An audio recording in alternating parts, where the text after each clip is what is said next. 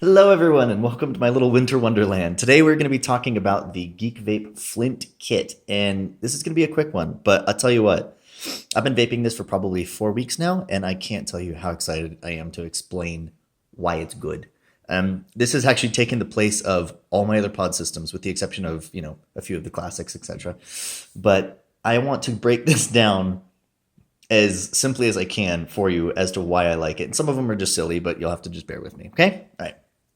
First things first, this is not a technological marvel. In fact, it looks very, shall we say, dated, obviously, but the aesthetics, the finish, the color of some of the ones that they're offering, including the space gray that I like, is phenomenal. It looks more adult, it looks more refined, it feels awesome, and the output. The reason why I like all this is because of the output, and I don't mean clouds, I mean the feel, the mouth feel, the airflow, specifically the sound or lack thereof. This is a true MTL kit for people that want to quit smoking.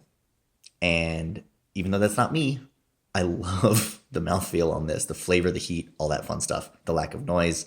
So let me give you the anatomy here. So you've got, of course, my favorite drip tip style. Favorite, yes, that one. Ugh.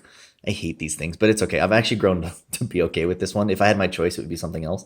Now, these drip tips are not removable, and the main reason for that is just because when you go to fill your juice, you'll see how thin this top piece is, and there's no way you're going to get a full-size drip tip in that.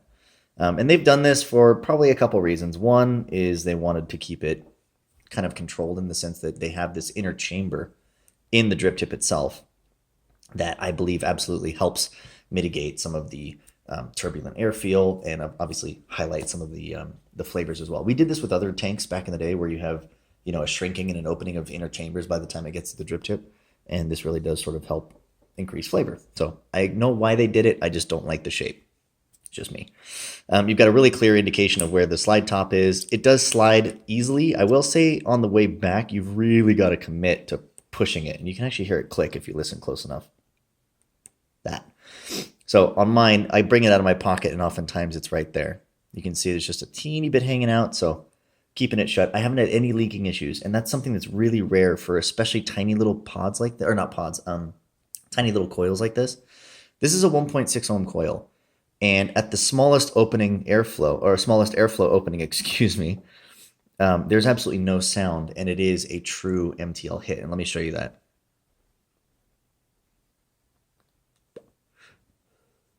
I love this.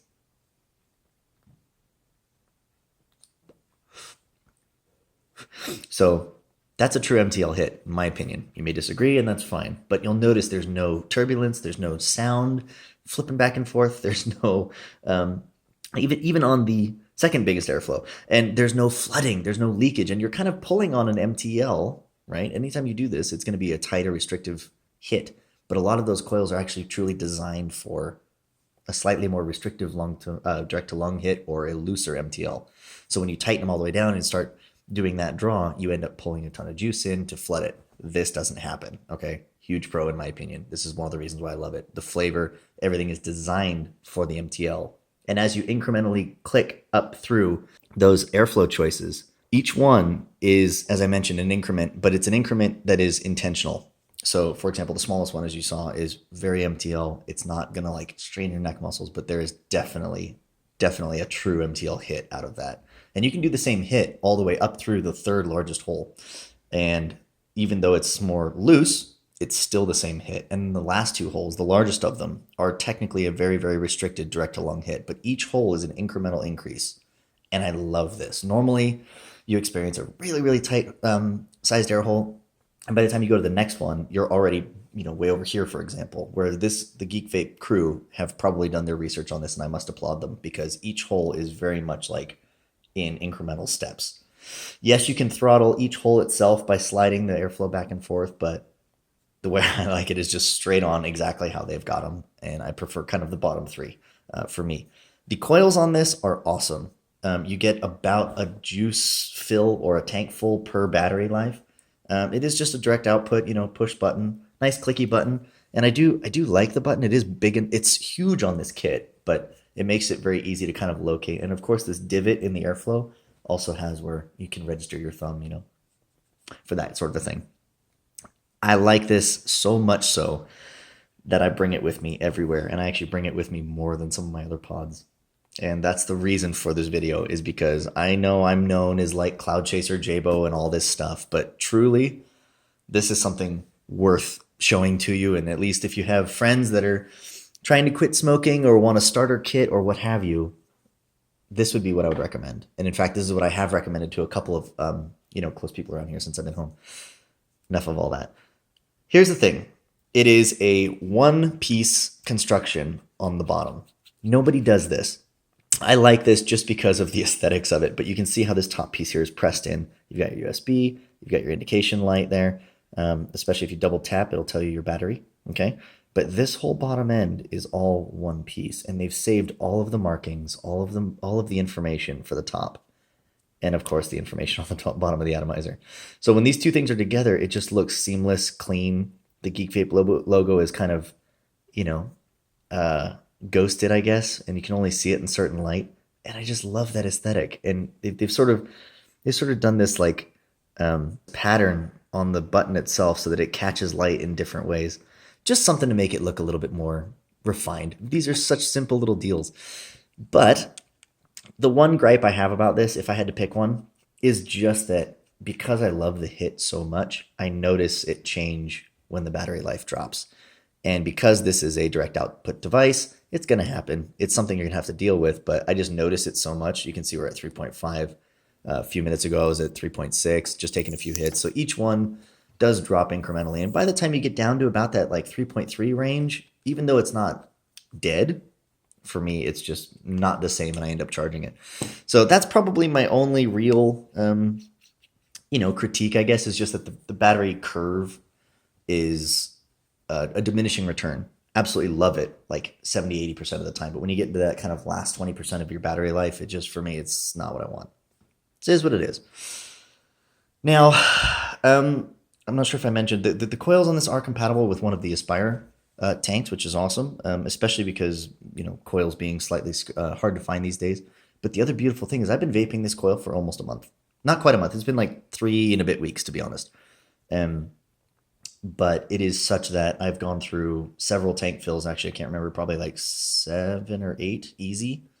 But one of these tanks lasts me days and days. And again, I've got it on the smallest airflow setting, but nevertheless, I don't find myself filling this very often. So this would be absolutely brilliant for someone who had, for example, an 18 milligram nicotine juice, or possibly one of the lower end nic salts.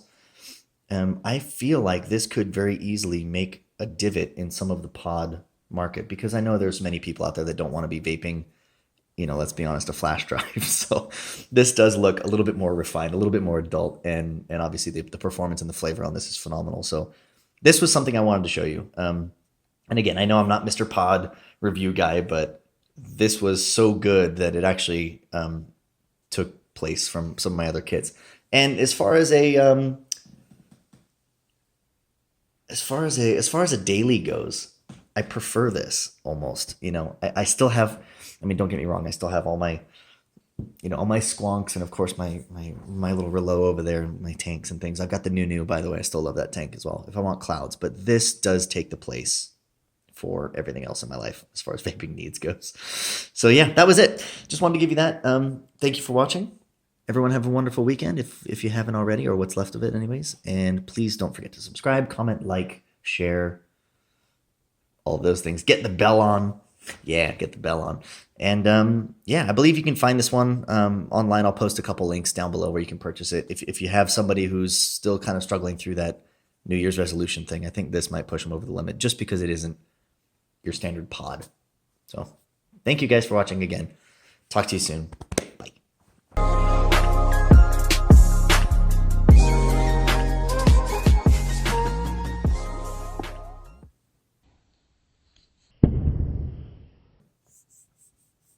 Can you hear this? This is the surface finish. I don't know why I like it.